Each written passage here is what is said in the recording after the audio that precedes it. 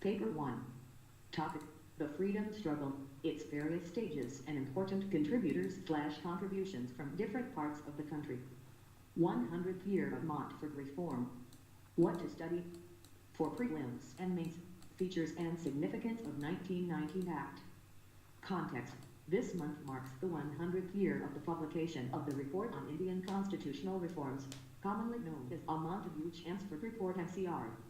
Edwin Montagu was the Secretary of State for India. Lord Chelmsford was the Viceroy of India.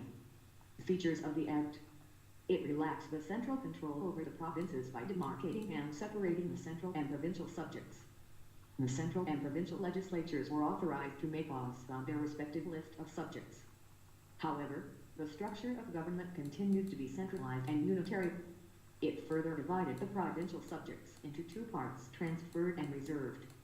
The transferred subjects were to be administered by the governor with the aid of ministers responsible to the Legislative Council. The reserved subjects, on the other hand, were to be administered by the governor and his executive council without being responsible to the Legislative Council. This dual scheme of governance was known as diarchy, a term derived from the Greek word diarch, which means double rule. However, this experiment was largely unsuccessful. It introduced, for the first time, bicameralism. Thus, the Indian Legislative Council was replaced by a bicameral legislature consisting of an upper house council of state and a lower house legislative assembly. The majority of members of both the houses were chosen by direct election. It required that the 3 of the 6 members of the Viceroy's Executive Council other than the Commander-in-Chief were to be Indian. It extended the principle of communal representation by providing separate electorates for Sikhs, Indian Christians, Anglo-Indians and Europeans. It granted franchise to a limited number of people on the basis of property, tax or education.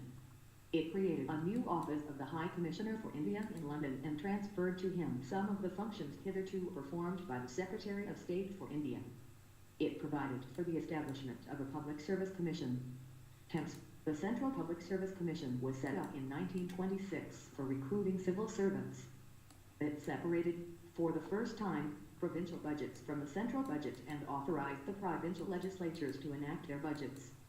It provided for the appointment of a statutory commission to inquire into and report on its working after 10 years of its coming into force.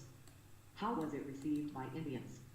The 1919 reforms did not satisfy political demands in India.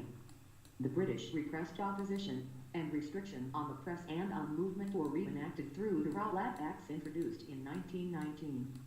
The act allowed certain political cases to be tried without juries and permitted internment of suspects without trial. These measures were rammed through the Legislative Council with the unanimous opposition of the Indian members. Several members of the council, including Jim, resigned in protest. These measures were widely seen throughout India as a betrayal of strong support given by the population for the British war effort. Magna Carta of modern India. The 1919 Act went on to become the basis for the Government of India Act, 1919 and 1935, and, ultimately, the Constitution. The key principles of responsible government, self-governance and federal structure grew out of these reforms. The Act on Indian Constitutional Reforms along with a Montagu Declaration are, thus, worthy claimants of the title of the Magna